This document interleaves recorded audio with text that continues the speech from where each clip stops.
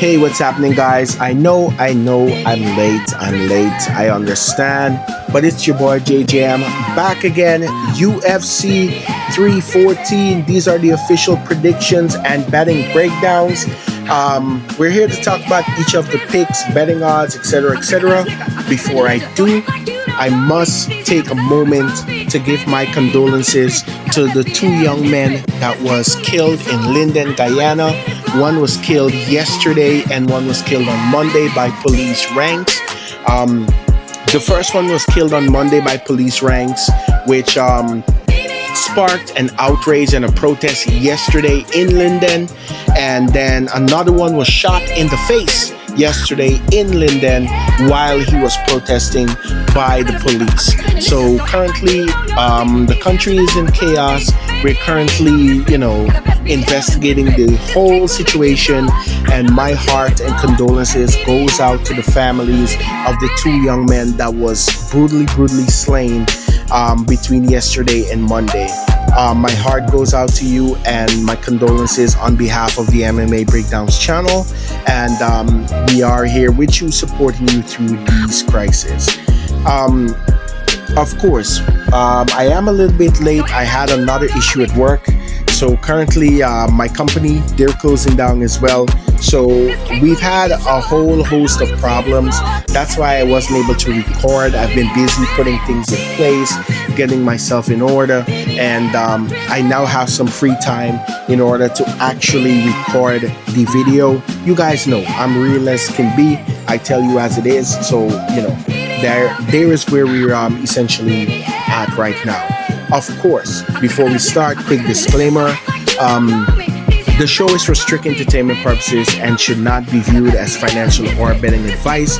If you are gonna bet, please do your own research and bet responsibly. And without further ado, let's get into the picks for UFC 314, Lopez versus Volkanovski. First fight on the card, we have Nora Cornell versus Haley Cowan. I'm picking Nora Cornell to get it done by decision. I'm not going to speak long on this one. Cowan is the wrestler and the grappler on the ground, but Cornell has good grappling but no wrestling.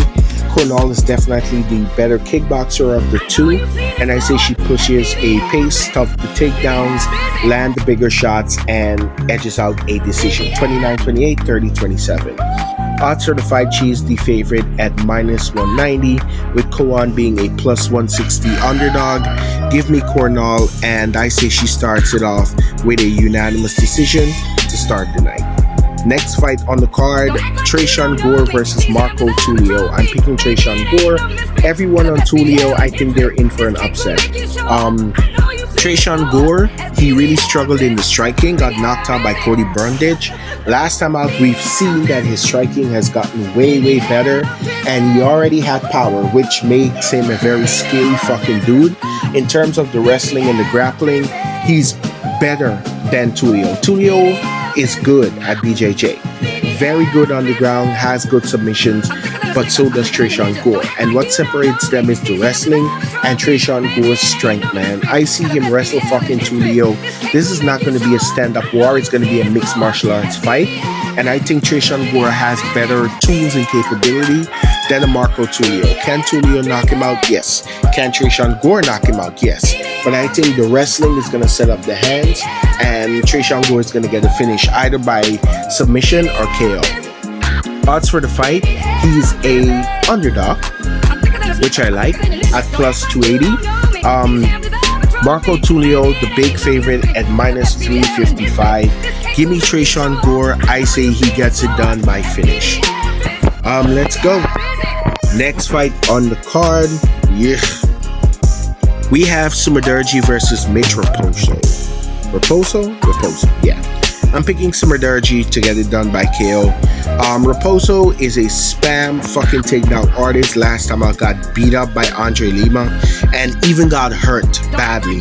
And Sumerdurji carries more punches, or more power, I should say, than a Andre Lima. Last time out, he lost to Charles Johnson. No way he was beating Charles Johnson. Before that, Tim Elliott, same thing. Before that, Matt Chanel. So he has lost his last three to top competition. This is like a step down, a way step down for him because Sumadarji is really good. I think he's definitely going to be versatile in the takedown department, and he's gonna beat the fuck out of Mitchell Poso on the feet. It's not even close. Give me Sumadarji. I say he gets it done by KO TKO. He's the favorite at minus 225 with Poso being a plus 185 underdog. Give me Sumadarji by finish KO TKO. Let's run it up. Next fight on the card, we have Cedriques Dumas versus Mikhail Oleksiejczuk. I'm picking Cedriques Dumas to get it done by decision. A lot of people are picking Oleksiejczuk. A lot. They're saying that he's going to knock out Dumas. Stop it. Dumas has good fight IQ. He is good in kickboxing, and he has been knocked out before. Who was the guy that knocked him out? Where is he? Frem subbed him, but Frem is good, and Rosaboyev knocked him out, right? But Oleksiejczuk has no wrestling. Dumas last time out showcased that he has wrestling. Although Dennis Tutulin, I'm gonna call him that, was giving Dumas a lot of problems on the feet. Guess what Dumas did? He wrestle fucked him. And Tutulin has good BJJ. He's no longer in the UFC. He has good BJJ, but he has holes in his wrestling just like Oleksiejczuk. The only difference is Oleksiejczuk is worse. I'm picking Dumas to wrestle fuck him and get a decision. Pause. I say 29-28 or even 30-27, is liable. The only worry about Dumas is that he gasses in the last rounds, but I think he can still edge out a 29-28. Odds for the fight, he is the underdog at plus 165 with Oleksiejczuk being a minus 205 favorite. What the fuck? Give me Cedriques Dumas. I say he gets it done by decision. Let's run it up. Next fight on the card, we have Darren the Damage Elkins versus Julian Erosa. I thought long and hard about this one, as the picture take a while to load up. I am picking Julian Erosa. I really wanted to go with Darren Elkins. I know he can win. He's on a nice, comfortable little winning streak. But beating TJ Brown Pineda is not the same. I think that Julian Erosa on a 2-fight win streak of his own, subbing Ramos and then subbing Ricardo Rodriguez, I say he gets it done by submission here. I know. This guy is crazy, man. Elkins is fucking crazy. He's called the Damage for a reason. He has a good chin, walks far doing shots, and he can come back. He has good wrestling. But Julian Erosa has good wrestling of his own. Definitely the better BJJ wizard on the ground. And I think he's a better striker than a Darren Elkins. I say he takes it by submission. Club and sub is what I'm calling. Odds for the fight, he is the favorite at minus 280 with Elkins being a plus 300 underdog. Give me Julian Erosa. Let's hope he comes into his own. Juicy J. He tends to disappoint me when I pick him, but I think he gets it done here by submission and, go on a 3-fight winning streak. But we'll see. Next fight on the card, we have Chase Hooper versus Jim Miller. I'm picking Chase Hooper to beat Jim Miller. I say he gets it done by KO, TKO, or a submission. Chase Hooper has really come into his own, man. His striking is fucking amazing now. His wrestling is badass. His submission is just, top notch. I think he's gonna beat up a very old, almost retired Jim Miller, 41 years old. Yeah, I think this could be Jim Miller's last fight. He has a lot in the UFC, man, like a lot. I think he has most wins in the lightweight division. So I think Chase Hooper retires Jim Miller, either by club and sub or by a brutal old-fashioned knockout, because Hooper has shown to have good power. Definitely good kickboxing, way better than Jim Miller. Jim Miller is tricky on the ground, yes, but Chase Hooper is better. And I think they fought in BJJ as well, and Chase Hooper won. I'm not too sure. But, give me Chase Hooper to get it done by finish. He's a heavy favorite at minus 700. Jim Miller plus 500. I won't, knock you for sprinkling Jim Miller because Jim Miller is he is a very tricky fighter and he tends to snatch victory from the jaws of defeat. But let's see. Give me Chase Hooper. I say he gets it done by finish and moves up the rank. Next fight on the card, ladies going at it, strawweight contenders. I think this is definitely a number one contender fight, although I think Verna Jandiroba should have been fighting for the title over Tatiana Suarez. I'm picking Verna Jandiroba to get the win here. She's facing Yan Xiaonan. Xiaonan last time out beating the fuck out of Tabitha Ricci. Tabitha Ricci is an idiot. She doesn't have good fight IQ, right? Tabitha Ricci's wrestling is not as good as Verna Jandiroba, and her BJJ definitely is not as good. I think Verna Jandiroba is going to get a submission here. Weili was able to choke out Yan Xiaonan, right? And the fight still lasted to 5 rounds for some weird reason. I think Verna Jandiroba is the biggest threat to Yan Xiaonan. And I really thought it was going to be Tatiana Suarez. I was like, damn, there's killers coming for Yan. But then Yan handled Tatiana, man, like fucking easily, man. And Verna is strong. I think she can match not only Tatiana, but Weili's strength. And her submission game on the ground is way better. Her striking needs some work, but she does have decent power, some decent boxing. And I say she gets it done by submission here, choking out Yan Xiaonan and getting the biggest W. Next fight after this, title fight. Odds for the fight, she's the favorite at minus 155. Yan Xiaonan being a plus 130 underdog. Give me Verna Jandiroba, man. I think she wins and she becomes the number one contender for the strawweight title. Next fight on the card, it's Dan 50K Ige versus Sean Woodson. If the image would load here, I'm picking Sean Woodson to beat Dan Ige. I think Dan Ige has good boxing, but so does Sean Woodson. Sean Woodson is long, lanky, and he's a kickboxer. And the best part is his start was boxing. He's a good boxer, so he knows defensively he's sound, offensively he's sound, right? If this fight does not stay in boxing range, Ige gets chopped up. His legs get chopped up, which I think is going to happen here. Woodson long, lanky, good defense, decent power. Showed it last time out when he got the knockout of Fernando Padilla, which I called. And it was so fucking impressive. I think Sean Woodson is making a run up in the featherweight division.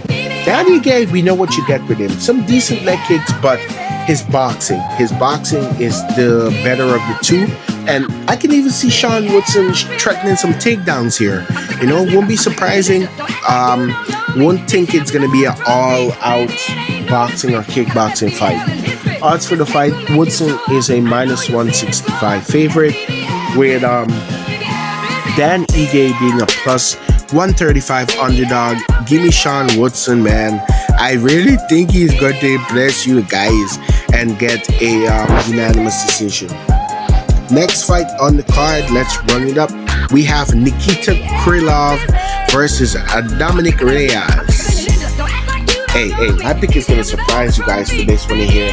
I am picking Nikita Krylov. Oh, you thought I was going to say Dominic Reyes? A fucking Dominic Reyes who has lost to all of the upper echelons, and Nikita Krylov easily is one of the upper echelons. Sure, everyone's gonna be like, he's been away for 2 years. Hey, he lives in Ukraine. There's war in Ukraine. This guy was on the fucking front lines, or he was running from not getting drafted, right? If he was on TV, they were gonna come to the US, they were gonna find him, and they were gonna draft him. Fuck you. So he just decided, you know what, 2 years, I'm gonna hide, I'm gonna train. He did what he had to do. Nikita Krylov is good. In terms of the wrestling, he's the better of the two. Submission, definitely better of the two. I can see him controlling an older Dominic Reyes, taking him down at will, beating him up, and subbing him on the ground. I'm calling Nikita Krylov by submission.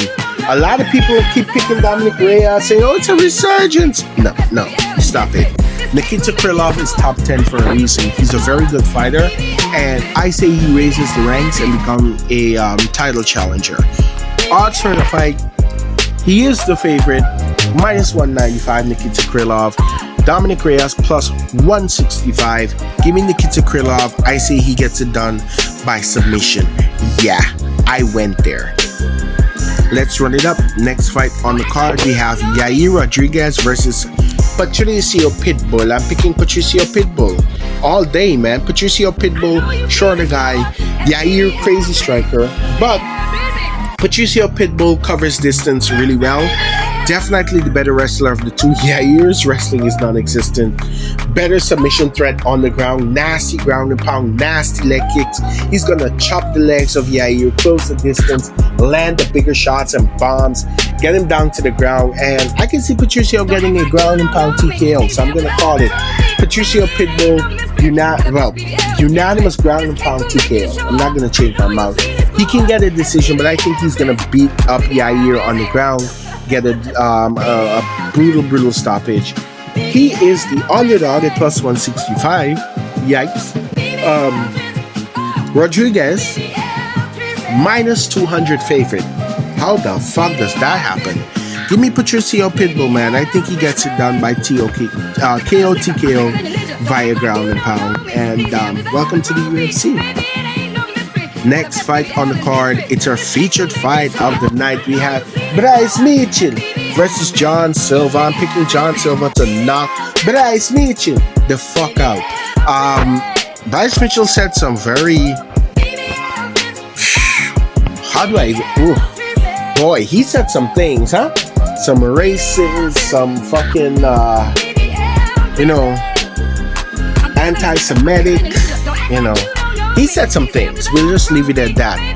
That made me go and watch back the Josh Emmett fight just to watch Josh Emmett turn him into a car, trembling as fuck, getting a spasm as that overhand crushes skull. Yeah, we're sick like that. But I think John Silva definitely is gonna knock him out here. Bryce Mitchell, I'm not counting him out because he's definitely a fighter, a very good one at that. He has good BJJ in wrestling. Can he take Silva down? Yes, but I think the Fighting Nerds is going to come with a game plan for Bryce Mitchell, who's going to try to wrestle fuck Silva and get a submission. And on the feet, there's no comparison. John Silva is the better of the two. And here's a little something that you don't know. All of the Fighting Nerds, they have pretty good BJJ. And a lot of people, especially for the Ian Gary versus Prates fight, they're picking Ian Gary because they're saying, "Oh, Ian Gary's ground game is..." No, Carlos Prates is better on the ground than Ian Gary. He just likes to knock people the fuck out. So does John Silva. I've been watching this guy's regional fights. He has been subbing people. He has good ground game. He has a couple of submissions. So even in his amateur career, so don't play that game. Fighting Nerds coming to take over, and I say they start with Gene Silva. Gene Silva gets the knockout. Odds for the fight. What the fuck? Whew. That yawn was incoming, boy. John Silva minus 335 favorite with Bryce Mitchell plus 260 underdog. Give me John Silva to get the astonishing KO to wrap up the feature fight of the night. Then we moved into a banger. This is gonna be a banger. We have co-main event. Michael Chandler versus Paddy Pimblett. I'm picking Paddy Pimblett to get it done. And I say Paddy Pimblett is gonna get the submission over Michael Chandler. Chandler is crazy, and I know he can last to a decision. This is a 5-rounder, right? It is? I think it is a 5-rounder. Special 5 rounds, right? I'm not too sure.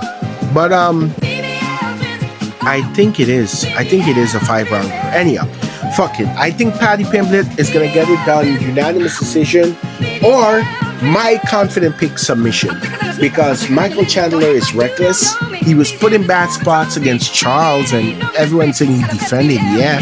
But the thing about Patty's chaotic. He's the better striker of the two.